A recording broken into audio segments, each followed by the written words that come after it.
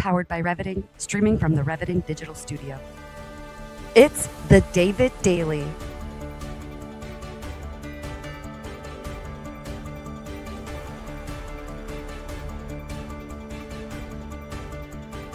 Exploring frontier technology, artificial intelligence, quantum innovation, and the intersection of faith, funding, and the future.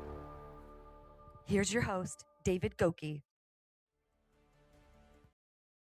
Welcome to a brand new episode of the David Daily, and today we have a very special guest. It couldn't have been at a more timely time than this. In fact, she comes with massive experience, not only taking public companies public, which they become public after, of course, they are public, but also massive experience with AI, with also the energy sector and renewables, and also technology, bringing companies from California to Texas. And I'm so excited, incredibly excited to have a guest today. So if you're tuning in for the first time, please let us know where you're tuning in. This is a live stream. If you're catching this live, we'd love to hear you being active in the audience. And also for those of you who are watching this later, please subscribe so that you can see more of our special guests here on funding, faith, and future. So let's go ahead and play that funding intro video, and then we'll get Andrejka Bernatova on the stage. Time to talk about funding.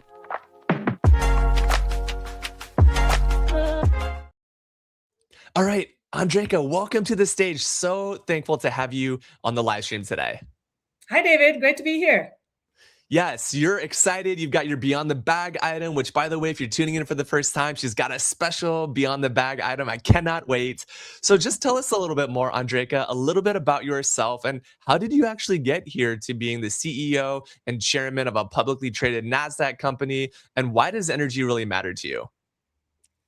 So thank you for having me again, David. Super excited to be here. I'm originally from the Czech Republic, actually. Came to the US about 30 years ago, almost 29 years ago, believe it or not.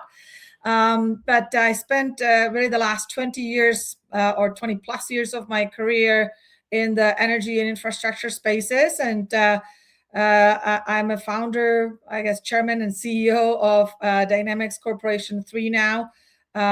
Which is a publicly traded company. We are focused on merging with other companies in the energy and infrastructure and natural resources spaces.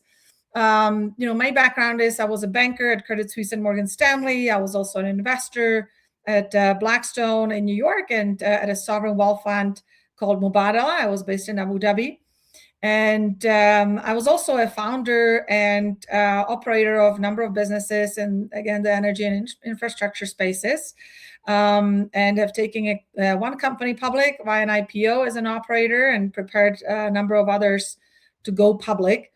Really, really exciting journey. And about 5 years ago, founded what's now the Dynamics platform. And Dynamics Corporation 3 is part of that platform. So excited to be here. And, there is a lot to do in order to help grow the AI space, and especially from the energy perspective, because, energy and power is really at the center piece or center point right now of the growth of AI and enabling the growth of AI. Mm-hmm. Yeah, no, I totally couldn't agree more with you. And we're going to talk about in our third topic. So for you joining today, we have three main topics today. And the first is operational support for energy and deep tech founders. So in the context of funding, you've been an investor yourself. You're also ex-founder and also current founder. You're also the chairman as well, who's taken a company public. So what does funding mean for someone at your stage, and how do you offer operational support for energy and deep tech founders today?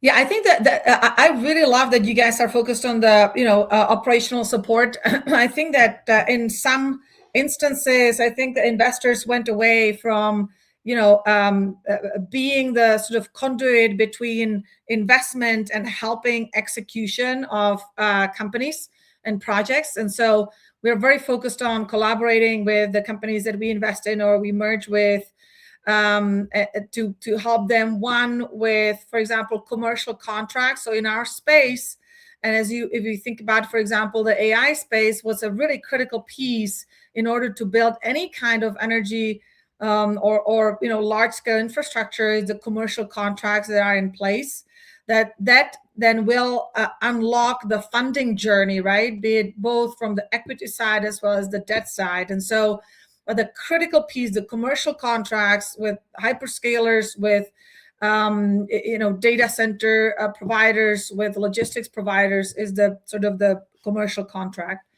The second piece I would say is just execution itself. The help with permitting, help with the sort of the picks and shovels with actually operating, building the facilities, and then at the end of the day is, like I said earlier, is the help with the capital structure, because what we are seeing, again, with the large scale facilities that need to be built, it's not a simple structure. It is not just, it's not VCs, it's not just private equity, it's not just infrastructure funds, it's not just debt, it's most likely all of the above and, other pieces of the capital structure.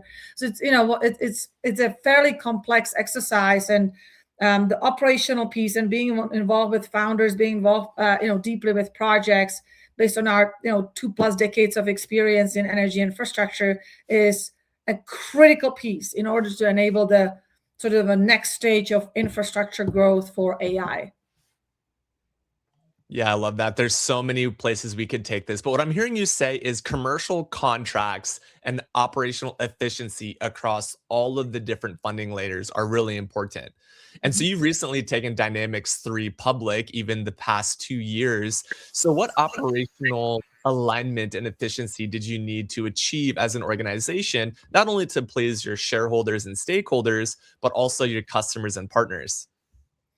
Yeah, so our company, so we are a sort of a fresh company that's been taken public in October on Halloween Day, actually. And we're now Congratulations. looking to, thank you. So we're now looking to merge with other operating businesses, David. So we are looking to merge with businesses in the energy space, infrastructure space, natural resources space, manufacturing spaces, for example. And so right now we don't have an operation for Dynamics 3. But once we do merge with another company, then we would be looking to really help them, one, with audits, because as part of the merger, the important piece is you have to have a sort of public company compliant audit. We would help with SOX compliance and everything that needs to be done vis-a-vis legal and processes as a sort of a back office support. And then we would help on the commercial side. So we have a number of folks that are involved with us that are investors and advisors that come from hyperscalers. And so to the extent that we merge with let's say an energy business, then we will go and see if we can source commercial deals and help structure those commercial deals with our company as well. I was just thinking about the commercial deal structure as I was reading your bio here on LinkedIn, leading the charge in reliable energy solutions. And one of the goals of this live stream is to find potential operational mergers. So tell us a little bit more about the type of structure you typically look, maybe from more of a finance and funding perspective, right? When you're looking at, say, all right, let's have a company that we can merge with so we can add more value. What are the characteristics or qualities of a company that you're looking for? So number one, it needs to be a business that's in the right industry, where we feel that we have expertise and where we can actually add value to the company along the way, as we just talked about, David. Number two is it needs to be a business that's sort of a later stage. So we don't look at startup businesses. We generally come in at a post VC stage and sometimes actually a post private equity stage when the business has sort of the potential to be a multi-billion-dollar scalability in a fairly short order. So majority of the companies we look at are, from a valuation perspective, $1 billion+ businesses. So it's a little bit later stage, and you're basically at the stage where you started your business, you've grown your business, you have some of your first customers, and then you're sort of reaching a hyper growth. And the reason for you to go public, really, and that's one of the sort of components we're looking for as well, is I need the scalability. So I need to raise immense amount of capital, which is generally only possible in the public market, again, to build your power facilities or energy facilities or or produce any kind of energy, whether it's solar or wind or others. And so it's really reaching a stage where I no longer have availability in the private market because I'm growing so big. I will actually need to issue billions of dollars of equity. I will need to layer in billions of dollars of debt. So it's generally later stage companies that are reaching sort of exponential growth. Yeah, I love that. We're living in the age where Nvidia is making $1 billion acquisition every week, and we now have companies valued at, multiple trillions. So it'd be interesting to see how the markets expand and create free flowing capital. So since you're in energy, and that's really relevant today, we're seeing a lot of fluctuation in the energy market. To keep this maybe future proof, how do you advise energy companies, especially those that are already public, in a time when economics are maybe more unstable or unpredictable rather than maybe times when they're maybe more predictable? What would you be telling energy technology businesses today who are focusing on that uncertainty? Yeah, that's a great question, David. And coming both from oil and gas as well as renewables, basically, if you've been in energy generation or transportation for a while, you realize there's always uncertainty. And I always sort of get entertained when there are industries who are sort of like, oh, prices went up or down 5%, and they all sort of freak out. And I'm like, well, we live this on a daily basis, right? If you want to function in anything that's related in energy, you have to get ready for a sort of a stressful ride, I would say, or exciting ride. What I would say, though, David, to sort of what would be the suggestion to folks that are are in the energy and energy technology space? You always have to build so let me rephrase this. Actually, I come from a communist country, and I know what the word subsidies means, and I know what subsidies are not generally useful for. You can't rely on sort of constant support from other source than sort of capitalistic market, if you will. So number one advice would be, if you have a product or infrastructure that is reliant on any sort of subsidy or any sort of external support, that's probably not a viable long-term business model. And the reality is, we are even if you think about oil and gas versus or fossil fuels versus renewables, you're obviously seeing extreme shifts, right? One direction or another. And so being a business that's able to sort of think through, hey, what's going to happen, in 3 years, what could happen in 3 years, and then what could happen in 4 years after that, always building for no matter what happens with the political regimes or with geopolitics. I have a high likelihood to succeed because my product, and this is a critical piece, my product or my infrastructure is mission critical. It's something that my customers cannot live without. So that would be probably my number one advice, David, for founders in the energy space. Just always think about, is this something that somebody, a slice of customers is not going to be able to survive without? Yeah, I love that, especially when you're like a core need for industry. I was reading an article the other day and listening to some commentators saying, like, of the top 10 Fortune 100 companies, Fortune 10, I think 7 or 8 was an energy related industry. And the first 6 companies depend on that energy. For example, big Yes. tech, right? And I have a big tech background. I was in Microsoft for 10 years, helped scale Azure. And one of our biggest bottlenecks, to your exact point, was real estate, legal, and power, right? So we need the land, we need the legal oversight in country, on the ground, internationally, of course, at the largest scale, Microsoft. But also, to your point, where is our energy going to come from?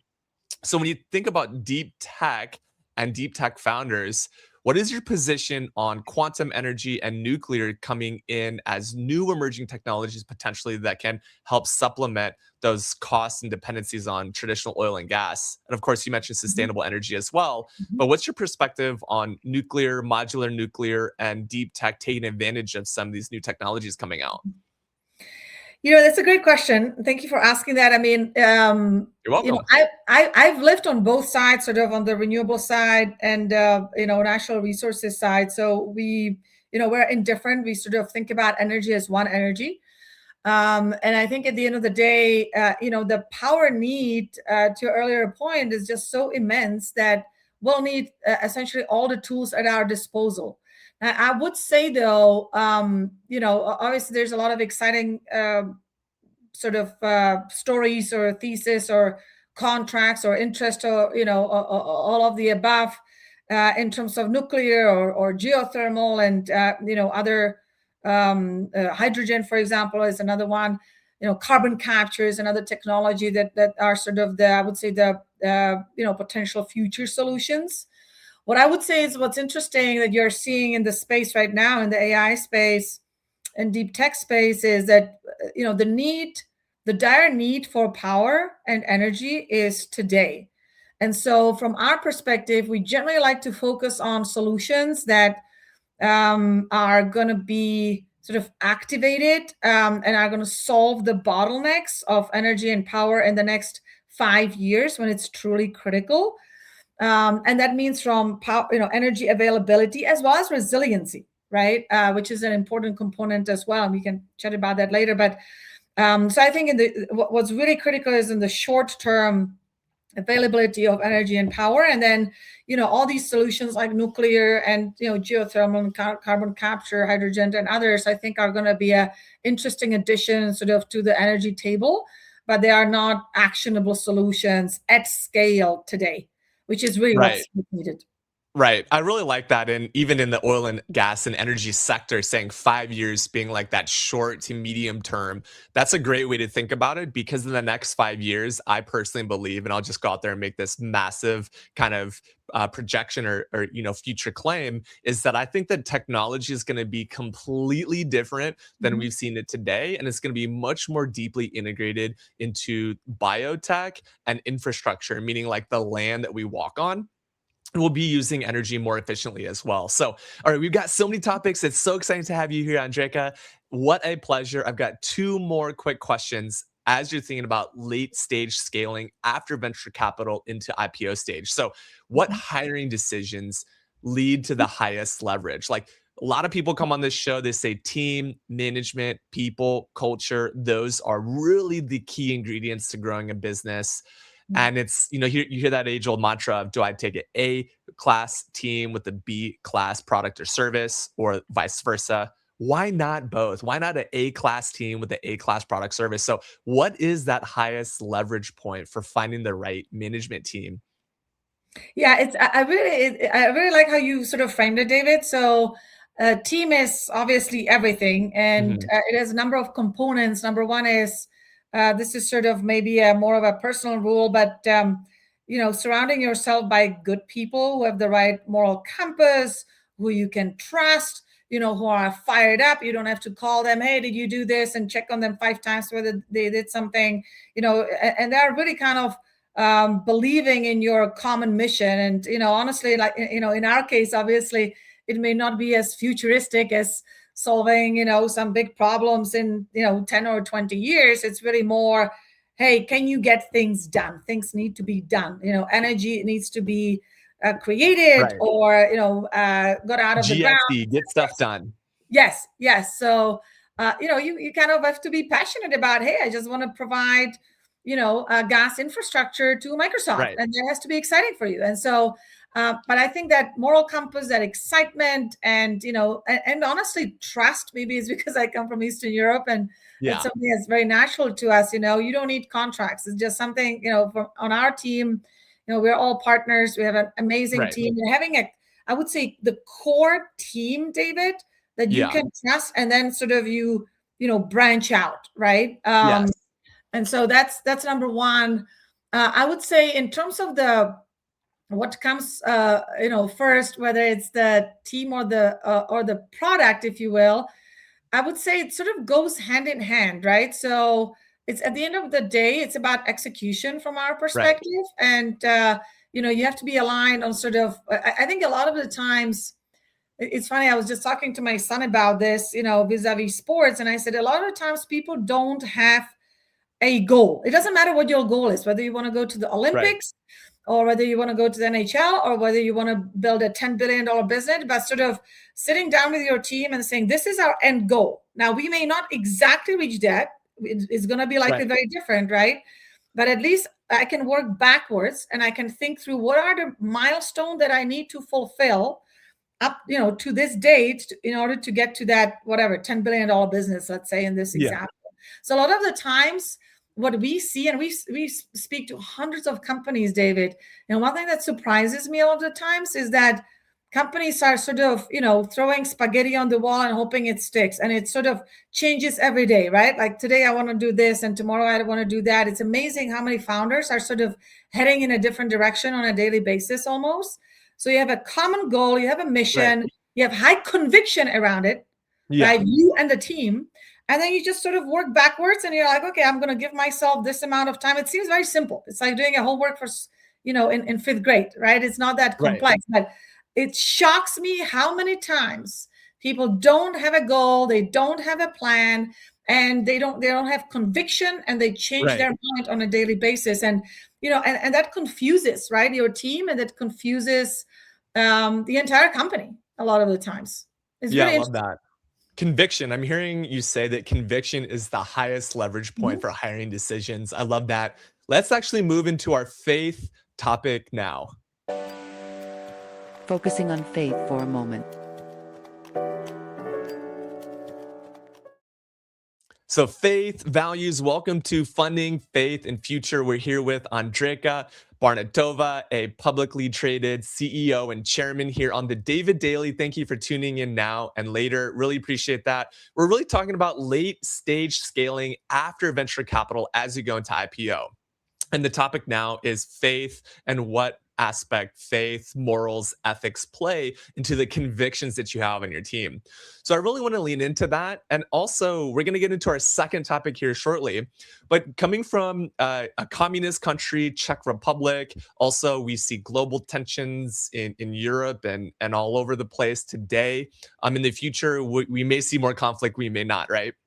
But whether we see conflict or not, we know that religion and faith play a very important role. Now, on this show, we take more of a pluralistic view on that, meaning we care about all of the world's religions coming together to produce more ethically, morally sound technology. And that's why I'm part of AI and Faith, which has that core mission as a nonprofit. So from your perspective, surrounding yourself with a core team, I definitely agree with you on that. Many people watching this will agree. How long or at what point do you know, like, this is a person or a set of people, Andrejka, who have the same convictions, the same gusto that I do? I mean, you're wearing a lavender shirt. I have like a pink, or a little purple, like, pocket square. Maybe that's the conviction. Like, we have the same conviction on color.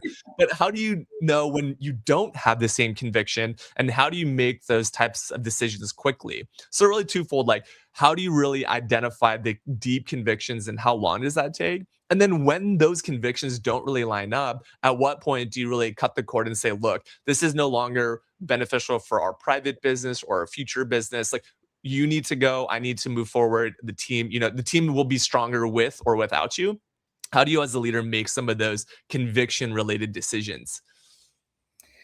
So your first question, I would say, David, my answer is not necessarily time related, whether it's 2 minutes or whether it's 2 years. It's really what you go through as a sort of a experience versus a passage of time, right? So going actually through some tough times, as with individuals on your team, as a team together, is really what sort of truly tests, I think, the trust level and the morals. And, and again, I say this to my kids, and we say this in our company, no matter what you do, I mean, it's from the small decisions to the, extremely impactful decisions that are, that can cost you and your investors, billions of dollars. You just always have to do what's the right thing to do. So when we get together as a team, we always, I know it's like very simple, and maybe that's something that you read in, books in the first grade or whatever, but it really comes down to, like, any decisions we make, sometimes it's tempting to go one direction and because it's easier or whatever, more beneficial. but we always go back to, is this really the right thing to do? And so, the testament, hopefully, we always try to surround ourselves not only by the right team, but also, for example, investors. There were instances when folks wanted to invest with us, and it just, we didn't have the same sort of mindset, I would say. And so it's everybody. It's everyone from your team to your investors to your obviously your board to your customers. Making sure that everybody has sort of the same sort of framework, I would say, from a moral perspective. So again, that's not time frame. It's more sort of what you go through. Yeah. Second question, how do you deal with situations where it, doesn't work? I mean, this is not going to sound great maybe, but, you can test people and they can go through, number of situations. You put them in situations of, will they kind of, do the right things? If you see people not being on the same page, I think you need to cut the relationship immediately. And I do this in my, personal life. I do it even with my kids. If there's somebody that is not behaving well, you just need to have them live their lives and you live your life. But it's critical. I think this is I do this very consciously now. I sort of did it unconsciously when I was younger, but I now realize that I did it consciously. Is I really manicure sort of the people that I sort of put around me in my professional life and in my personal life. And if you are not on the same wavelength, if we don't have the same moral compass, and we can have completely different views. We can have different religion. We can have fundamentally very different political views or any other views. But, there's this sort of core value set where it's uncompromisable. I just sort of, exclude people from my life if they don't have the same sort of set. Yeah, no, that resonates deeply with me. I like these sound bites, by the way, Andrejka. I really love it. And I think you probably have the highest KPI of most times you said my name. So we could just maybe keep Andrejka on stage for a second. So yeah, I was just going to say, it is beautiful to hear your little sound bites. Basically, did you read books as a first grader and are you smarter than a fifth grader? Come on, dummies. This is not rocket science. 2 minutes or 2 years, that's the spectrum we're on right now. And I really love that, because when you're seeing this later and you're saying how did I make that wrong decision? Well, you went longer than 2 minutes when your gut said, yeah, cut this person and move forward. Love that. So building on that, what mistakes from growth stage showed up later? What's one mistake that you can think about that showed up later during growth stage that really affected you? So, maybe after that 2 minutes, I could have cut that person, or maybe 2 months, or maybe even 2 years, and still we had this dead weight. Maybe this is your Eastern European side. I'm half German and half Korean, so I know how to cut the cord and cut it quickly. And there's a grace about doing that, right? But what mistake can you think of, either from your own personal experience or others, that led to, a mistake during that growth stage? I think one mistake, and again, this is going to sound a little sort of fluffy. I'm not necessarily sort of a, fluffy person, but I think trusting your gut. And when something is, a little off, whether it's in a, with the employee that you're well, at the interview, there was something that didn't kind of feel right. And I couldn't point to it, there wasn't anything specific, but it just kind of didn't feel right. Or, a customer, they're I knew that they're going to be tough, and I wanted to give it a chance. And I would say, again, maybe a soundbite, David, would be, hoping and giving something a chance. I just don't think that's a strategy. That's a very, strategy that you can rely on. At the end of the day, if you have a gut feeling that something is off and you try to, kind of give it some hope, it generally probably doesn't work. So I would say if something is off, sort of eject, go in a different direction, and don't try that you will, you can hope to change something. I mean, it's just for relationships, right? You may be dating a girl or dating a guy, and you're if I just change this one thing, they'll be totally different. Well, it's very hard to change people, right? And so living on a hope is not generally what I think is a viable strategy. Yeah, I love that. Sound bites are she's not fluffy and cut quickly. I really like that. So we're going to get into our second topic. We have an expert here in the energy space and public IPOs and all things bringing commercial deals together, the energy sector as well, and deep tech. So when you're thinking about investing, how do you drive energy investments specifically focused on tech infrastructure and expansion of AI? So number one, we look at, you mentioned actually, David, that land is so important, right? And power is important. And so in our case, it's all about execution. So is this, number one, do they have a project or do they have a product that's actually, highly scalable? And this is going to sound very basic, but is this a product or infrastructure that's actually going to be profitable, or it's already profitable? But I want to hone in on this topic because the profitability topic, you're seeing a lot of sort of projects and ideas and people who are like, okay, I have something that, in 5 years, it's going to be functioning. And in 10 years, it may or may not make revenues. And in, 2 decades, it can actually create cash. And I always go back, to like, my dad is a car mechanic and he knows he has to collect more money at the end of the month than, he is actually spending, right? I mean, that's kind of, let's go to the basics of economics, not some fancy, Harvard Business School stuff, but basics of economics. Do I have something that at some point in the near future can actually create cash returns for investors? So that's cash returns for investors. I love that. And keeping it simple. If your unit economics don't work, most likely your scale economics won't work, right? So yes. Speaking about economics, what power economics most determine AI data center and infrastructure profitability? It's number one, it's a long-term contract, because if you have a long-term contract, you can sort of stack your capital structure with late stage private equity, infrastructure funds, public equity, and all sorts of debt, right? And debt is really important. It's sort of like when you go buy a house, you're not going to buy it with equity. Generally, it doesn't make economic sense to do that generally. And so the same thing happens to a large scale power project. So having a long-term contract. The second piece. Sorry, when you say long-term, are we talking 5 years, 10, 20? I know you mentioned 5 years is kind of that golden. 15 to 20 years is really 15 to 20 years energy contracts. So these commercial contracts are long-term. We're doing business for not just 1 decade, but 2 decades. And how do you structure those profitably? So, like, okay, in year 5, we're going to do this. Like, what milestones do you set up typically in that long-term commercial contract?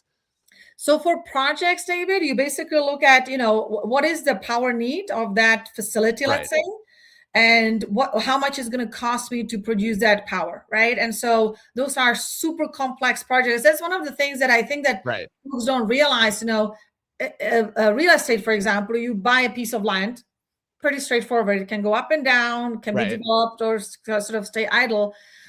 For power infrastructure, you have to produce or extract energy, then you have to transport it, then you have to, build a power facility, and then you have to distribute it, and you have to have a resiliency component, because if your power facility is not functioning, you have to have a backup power.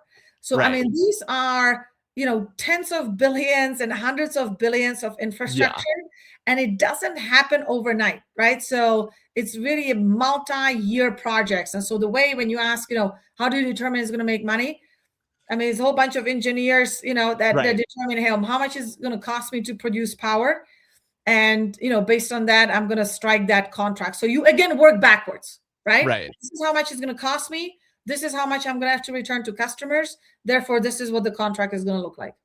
Yeah. Thank you for that. So I'm curious, like, what are some of those hidden costs, or maybe even public costs in energy that affect margin?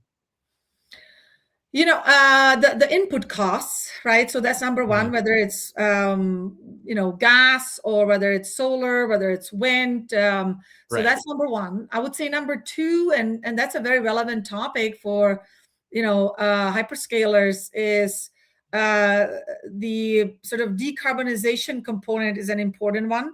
And so to Right. the extent that you have a fossil fuel, provider, which likely is going to be the case, it's just Right. there's no other way around it.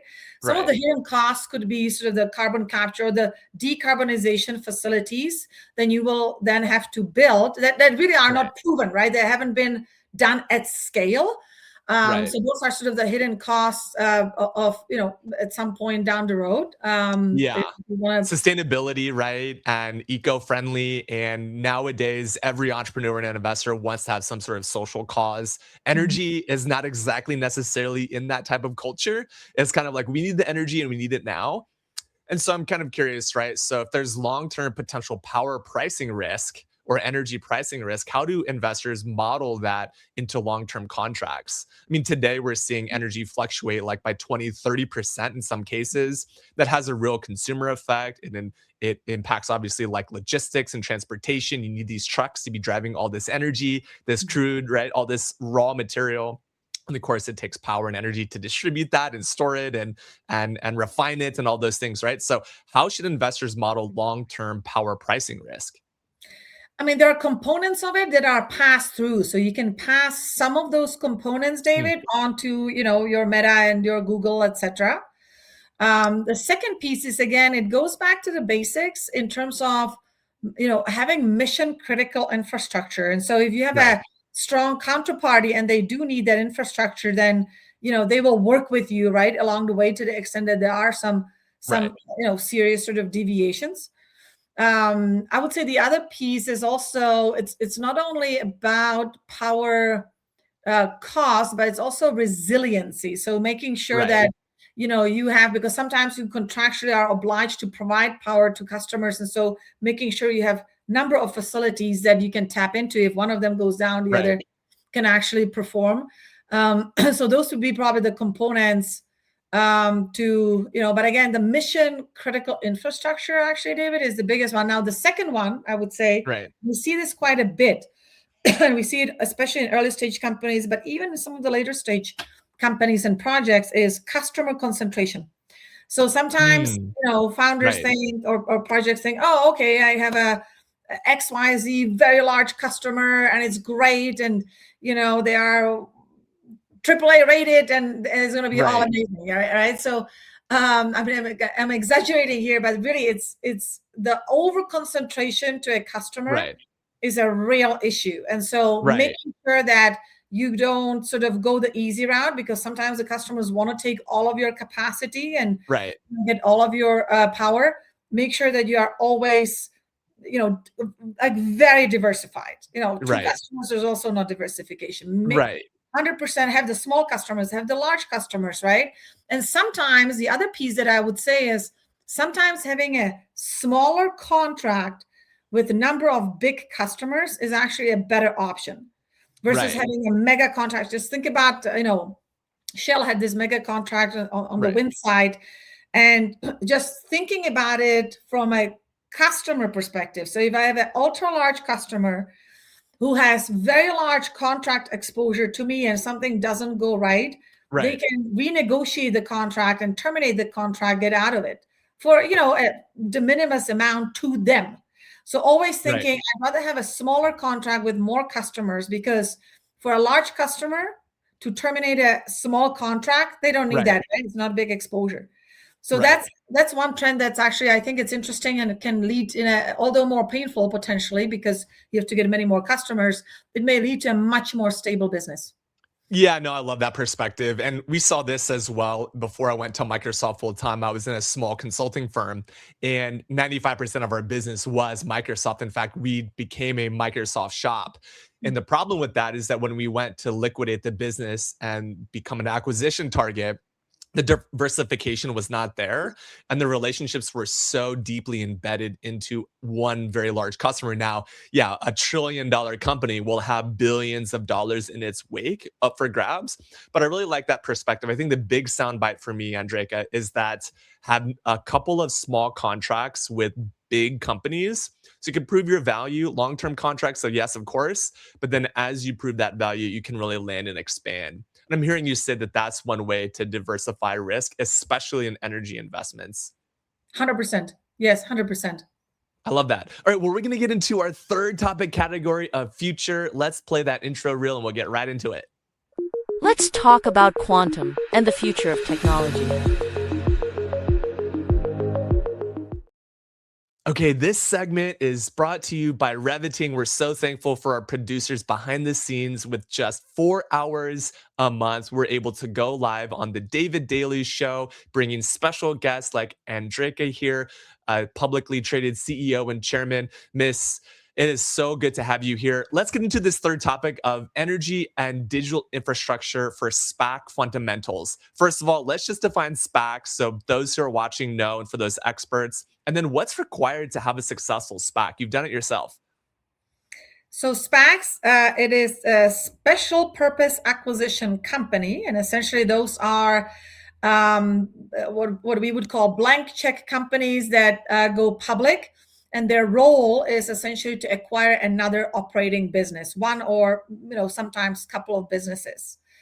Now, the SPAC product, has been a sort of a four-letter word quite a bit in the recent past, and the reason, in my opinion, is the way I think about SPAC is the same way I think about leverage.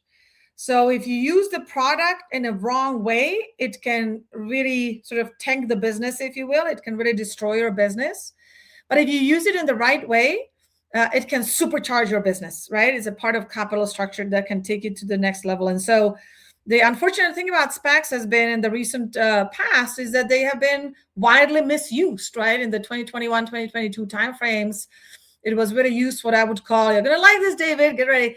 They were used for first grade, second grade business projects, ideas, right? Somebody had an idea. Okay, I'm going to have this product in 5 years, and this is going to be the TAM, the market size, and we're all so excited about it. It's going to change the world. And, you really don't have no substance behind it, right? You don't have a product, you don't have revenues, you don't have a team, you just got a seed funding, and now you think you're valued at $1 billion. And so that was really I would say is the pitfall of that product in the kind of 2020, 2023 timeframe. I think, again, we like SPACs. That's why we do SPACs. We actually think that they have a much more prominent role, David, now versus IPOs, because and we talked about it a little bit earlier, what's happening now is the sort of sentiment is changing very quickly, right? And it's not just during this administration, it's been the case for a while now because of really the impact of, social media and all the information that's coming our way. And so, traditionally IPOs were really the sort of the cornerstone of taking companies public, because you would, investors would analyze, they would have time, sentiment wouldn't change so quickly, and then at the end of your 12 or 18 months, then you would go public via an IPO. In a SPAC format, you can really hit the market in a rapid speed, which you cannot do in an IPO. So when the sentiment is there, for example, right now, oil and gas prices are high. People are realizing we need oil and gas. We can't get rid of it as much as we would want to. It is an increment. It's a really important piece of our life. Everything we touch is actually made from petrochemicals. So whether we like it or not, we kind of are realizing we need it. And so prices are up. This could be a very interesting time for oil and gas companies that are scalable, that want to hit the market. In 2 months it could be very different, right? It's going to be down again. Everybody's going to hate oil and gas. I'm just giving it as an example. This happens in all sorts of industries, right? So there's all sorts of cycles that are industry related. Totally agree. So what makes an energy or digital infra company SPAC ready? Truly SPAC ready? So number one, I would say you have the right team that, some of the members of the team potentially ran public companies before. So they sort of know the not only the back office, the legal, the audits, the planning piece, etc., but also have relationships with investors and research. I would say, again, a profitability or a path to profitability that's very clear. That's the second piece. I would say the third piece is, being in the industry where you see a highly predictable growth. It's not aspirational growth. It's a highly predictable growth. So whether it's, again, in energy infrastructure, it happens to be, a ton, a bunch of levers. It's obviously the AI lever. It is the, onshoring of manufacturing levers, right? It is the sort of the sovereign security, whether it's Europe, whether it's Asia, whether it's the US. All those are real, tangible, long-lasting levers of Yes. the companies that we're looking at. Yeah, no, I love that. And so we were talking about mergers as well, which is kind of a specialty of yours, right? So how do sponsors ensure profitability, visibility before merger and post merger? It's a great question. I think one of the pieces, David, and I think that sometimes sponsors tend to forget about this piece because, sort of we got into this momentum of, we're going to call a bank to show me a potential, investment or merger candidate. I'm going to merge with that candidate or invest in that company. Then I'm going to attend board meetings, every quarter. And then in 5 years, I'm going to call another bank or the same bank to sell the business. And I sort of forget about, as an investor, I think what's incredibly important is having the hands-on approach, and especially, David, Right. in the sort of power or energy to AI space, Yeah. where this is new, right? We haven't Right. experienced this scale of a growth and sort of the nature of the build out energy and the power complexes build out. So Right. having investors or companies that are merging with others actually having continued support of the company you merged with or with the investment that you invested in, I think is going to be absolutely critical. And the second piece that's critical is taking experience from other industries. You may have been in an industrial complex doing things that are totally different, but it is very translatable many times into Right. the sort of power to AI or energy to AI space. So not being afraid, sort of not hiding like, oh, I've been like an industrial guy or I've been like an oil and gas guy. Right. Don't be afraid of showing your skill set and applying it to sort of the new age energy build out. Yeah, I love that. That's so good. There's so many good nuggets here that are, timeless and will, live on for the rest of the time that this lives on the internet, which hopefully will be forever. So, in terms of capital allocation strategy, because we did talk a little bit about that, and especially when structuring a SPAC and SPAC fundamentals. So, what matters most after D-SPAC? One piece that I think is incredibly important is when you are taking a company public. This could be via a SPAC or an IPO. It applies to both instances. You have to make sure that whatever you tell investors that you will do it. Whether it's meeting, the timeline, whether it's building something on budget, whether it's selling X amount of, widgets, whether it's expanding your customer base from 10 customers to 20 customers, whatever you do, you have to make sure that you actually sort of live by your word, if you will. So I would say that is the most critical piece.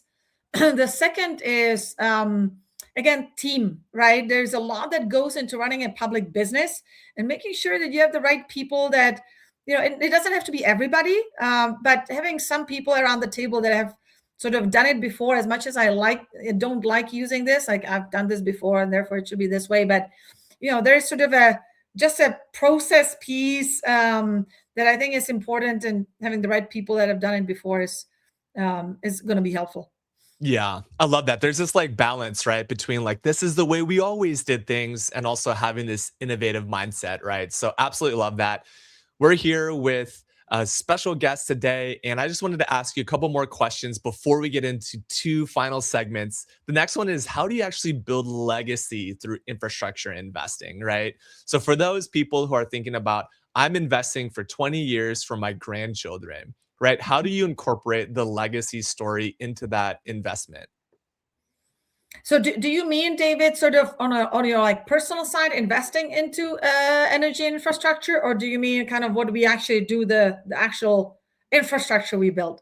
Yeah, Andrejka, that's a great question. I mean, both actually. So, Okay. like, personally, in terms of your own individual legacy, but also companies and corporations also have legacies of their own. For example, there's Mhm. a reason why you see Microsoft in the Fortune 10 for 40 years in a row, because they're building a legacy. Whether you agree with their perspectives or not, they're molding and changing. So, Mhm. in the context of energy investments, how do you personally and kind of Mhm. as the spokesperson of the industry and your companies create that legacy for the entire industry to build that long-term legacy?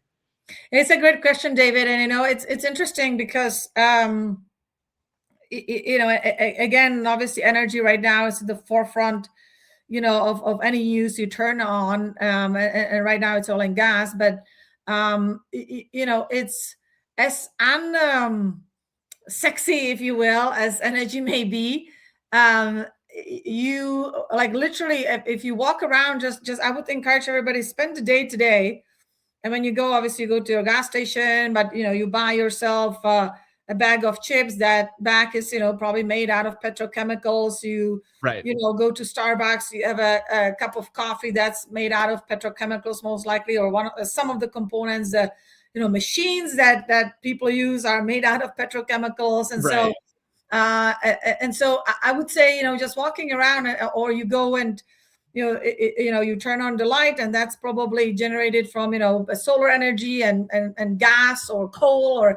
And so I would just encourage people to think that how important energy and petrochemicals are as a daily way of living, right? And so as uninteresting, because we don't have the energy is not necessarily as flashy as some of the other tech industries, but it's absolutely mission critical. And again, we are seeing it right now with the closure of the Strait of Hormuz and the impact it's having sort of on everybody around the world. And if it does stay closed longer, it's going to have enormous impact on our daily lives. Right.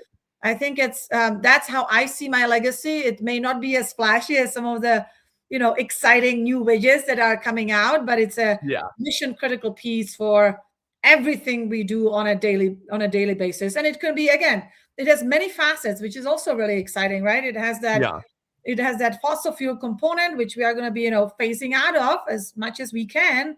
So Right. far we have not been successful, right? Actually, when you look at oil consumption, it went from 96 million barrels a day to about 105 today in the past decade. Right. So as much as we Right. are trying, the demand is increasing, and we are here where we are. So it is the renewable component, it is the fossil fuel component, and they all sort of interact together.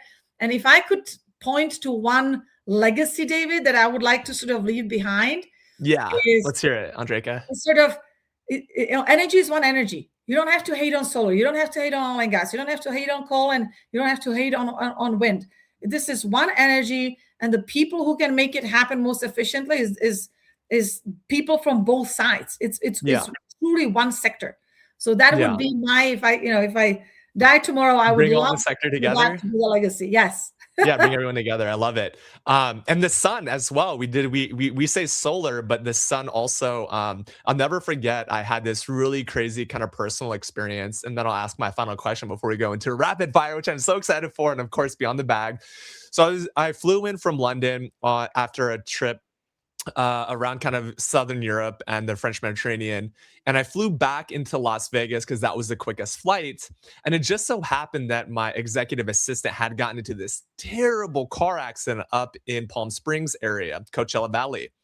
And her grandmother, her mom, 7 flips and turns. I'm talking about everyone in the ER. I just happened to be 4 hours away. So I got a rental car through Avis, love Avis, shout out to Avis, great experience on Avis Preferred. And I drove up to Coachella. On the way there, what did I see in the desert? I saw these massive, not just solar fields, but actually mirror fields that were mirroring the sun directionally into what we would call a boiling chamber of water. And what was it doing? It was harnessing steam power from the sun. So basic.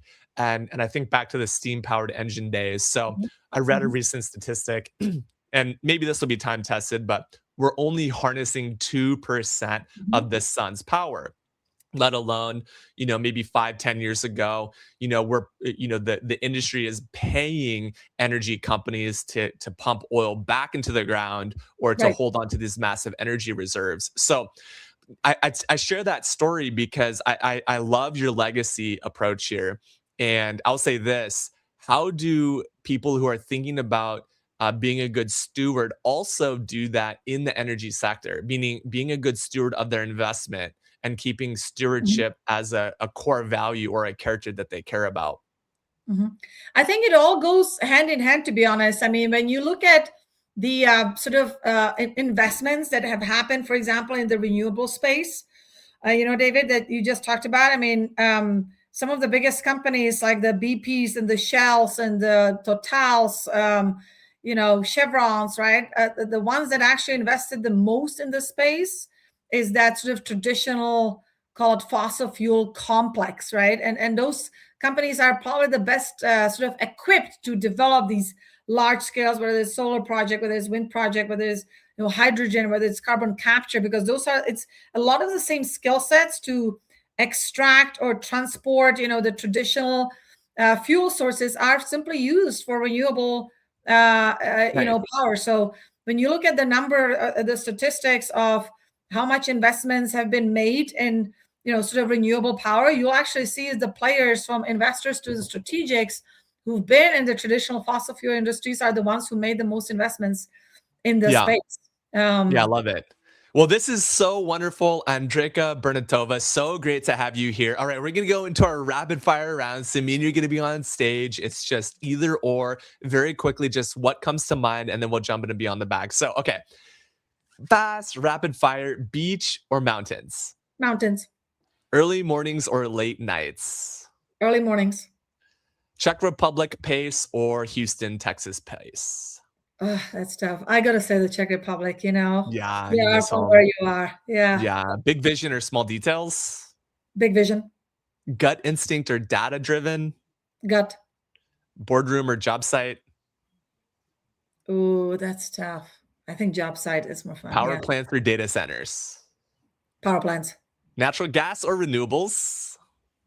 Oh, natural gas, more actionable. Decarbonize. Speed or precision? Speed. Okay. IPO bell or first customer win? First customer win. Quiet focus or high energy rooms? High energy. And global travel or home routine? Global travel. Awesome. I love it. All right. We're going to get to Beyond the Bag after this quick segment video. Beyond the Bag, Beyond the Bag, Beyond the Bag. I'm here with Andrejka Bernatova, and today we're looking into her bag. What do you have in your bag that you want to share with everyone today? You cannot leave the house or the office without. This is going to be very traditional and maybe not surprising. So I don't want to sort of, but here, should I show this? Yeah, that's great.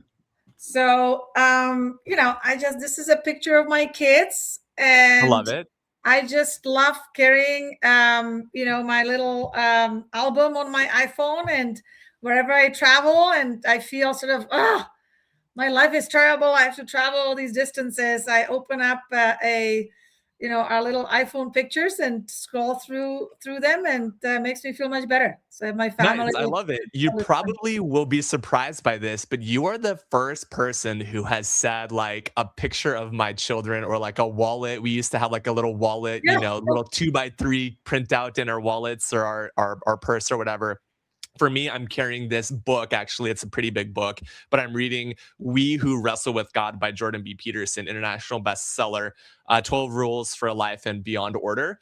So if you haven't checked this book out, I'm just getting to read it. I can't tell you whether it's good or not, but that's my Beyond the Bag. All right. Andrejka, what a pleasure chatting with you today. Thank you for bringing your industry expertise and also specifically your unique perspective on funding with respect to SPACs and going IPO, as well as your faith, ethics, and morals, really a big focus on team. And finally, of course, future tech, you're investing in the energy and AI infrastructure needed to produce for 20 years from now. I'm excited we got to start off our friendship and partnership this way. Now, what is the best way for people to stay connected with you? LinkedIn is the best way. Andrejka Bernatova on LinkedIn, and I'm really excited. This was so fun, and I was so glad that I could share sort of the piece of the energy and infrastructure world with everybody today. Wonderful. Well, we'll have to do it again. All right. See you guys on the next show. Play the outro.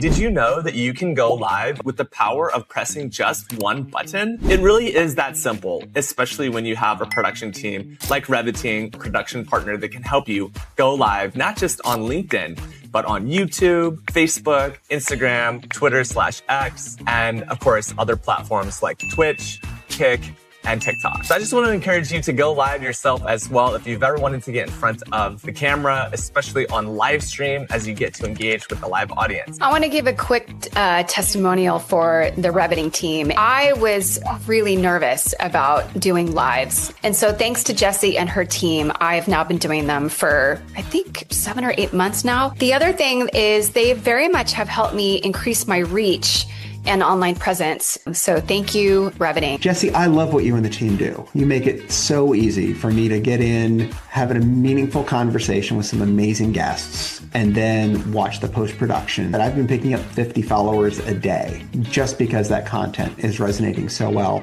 So it's working across a lot of different channels for me, and I can't thank you enough. I'm Sarah Hanks. I'm with the Northwest Industrial Resource Center. I'm the president and CEO. One of the problems that we struggle with is getting our brand out there. And the idea of going live on LinkedIn and using that platform to its fullest extent through the way they're able to take the live event and break it down into bite-sized posts, which that can then be used to further take advantage of the platform and its capabilities. Your team shows up very organized. They're holding us accountable to the tasks that we need to complete.